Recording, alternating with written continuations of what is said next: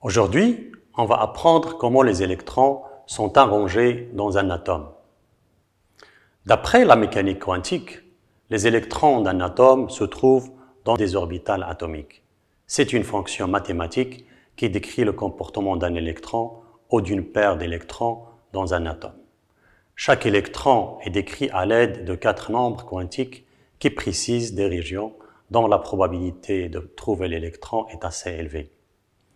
Le premier nombre quantique est le nombre quantique principal n. Il renseigne sur les niveaux d'énergie de l'électron ou ce qu'on appelle couche électronique. N peut prendre les valeurs 1, 2 et 3, etc. Plus la valeur de n est élevée, plus l'orbital est loin du noyau. Les niveaux d'énergie sont symbolisés par K, L et M, etc. Et chaque niveau peut abriter un maximum de 2 à la puissance n à la puissance 2 électrons. Les niveaux K, L et M peuvent contenir respectivement un maximum de 2, 8 et 18 électrons. Le deuxième nombre quantique est le nombre quantique secondaire ou azimutal. Il est symbolisé par L et renseigne sur l'espace dans lequel l'électron se déplace. Cet espace est appelé aussi sous-couche et possède une forme spécifique. L peut prendre les valeurs de 0 à n-1. À titre d'exemple, pour n égale à 3, L peut prendre les valeurs 0, 1 ou 2. Quand L est égal à 0, il s'agit des orbitales de type S, de forme sphérique. L'orbital P correspond à L égale à 1. Les orbitales P sont sous forme d'altère ou lobe. Pour L égale à 2, il s'agit des orbitales de type D. Ces orbitales ont des formes plus complexes. Ils se présentent généralement sous forme de 4 lobes. Le troisième nombre est appelé nombre quantique magnétique de symbole ml. Son nombre quantique détermine l'orientation de l'orbital atomique et donc sa projection sur un axe donné défini par l'action d'un champ magnétique. Il peut prendre les valeurs allant de moins L à plus L. Quand L égale à 0, la seule valeur que peut prendre ml est 0. Il s'agit donc d'une seule orbitale sphérique S. Quand L est égal à 1, ml peut être égal à moins 1, 0 ou plus 1. Les trois orbitales ayant la forme d'altère possèdent trois orientations différentes, suivant les axes x, y et z. Il s'agit des orbitales px, py et pz. Si L est égal à 2, ml peut prendre les 5 valeurs liées aux orbitales avec les orientations suivantes: dxy, dxz, dyz, dz2 et dx2 moins y2. Il s'agit bien des orbitales d. Avec L égale à 3, les 7 possibilités de L conduisent aux orbitales F comme indiqué ici. Passons maintenant au quatrième nombre quantique. C'est le nombre quantique de spin ms. Il peut prendre les valeurs plus 1,5 ou moins 1,5, généralement représentés par les symboles up et down ou haut et bas. Chaque électron dans l'atome a une combinaison unique de nombres quantiques. Pour résumer ce qui est dit pour les 4 nombres quantiques, on abordera les cas des nombres quantiques principaux n égale à 1, n égale à 2, n égale à 3. Quand n est égal à 1, L doit être égal à 0 et ml à 0. Ceci décrit l'orbital 1s. Cette orbitale peut contenir au maximum 2 électrons avec les spins opposés plus 1,5 et moins 1,5.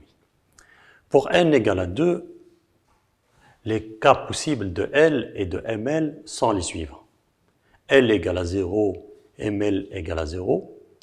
Ce cas correspond à l'orbital 2s.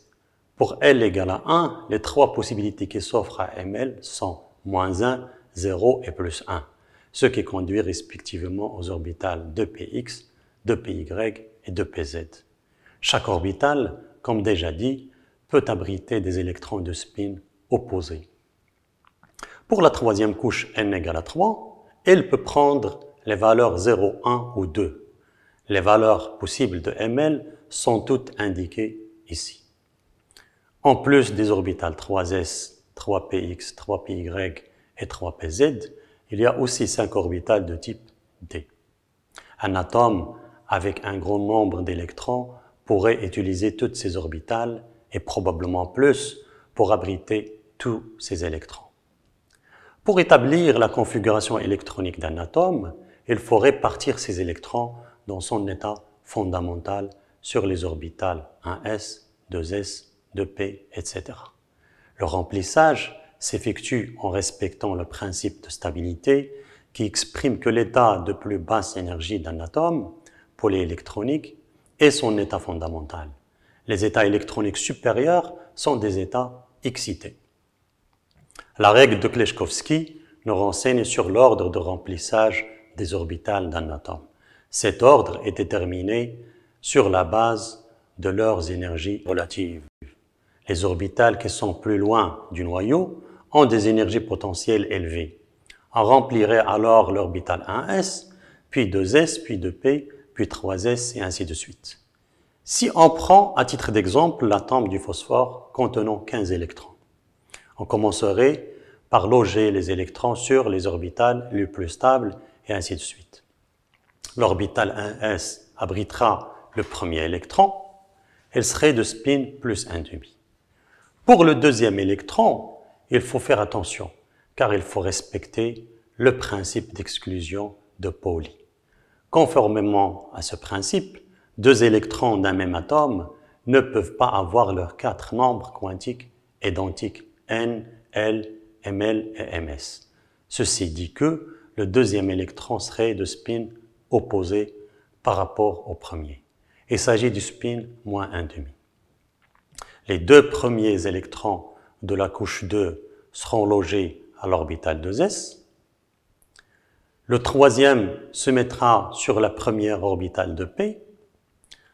Pour le 4e électron, il faut respecter la règle de Hund, qui stipule que lorsque les électrons peuvent occuper des orbitales atomiques de même énergie, l'état de plus basse énergie est celui où un grand nombre de spins sont parallèles. On occupe donc un maximum d'orbitales atomiques avec des électrons de spin parallèles. Puis, on complète avec des spins opposés. Les électrons restants se mettront de la même façon sur les orbitales 3s et 3p. La configuration électronique du phosphore s'exprimera ainsi. 1s2, 2s2, 2p6, 3s2, 3p3, avec les grands nombres indiquant les valeurs de n et les indices indiquant le nombre d'électrons sur chaque orbital.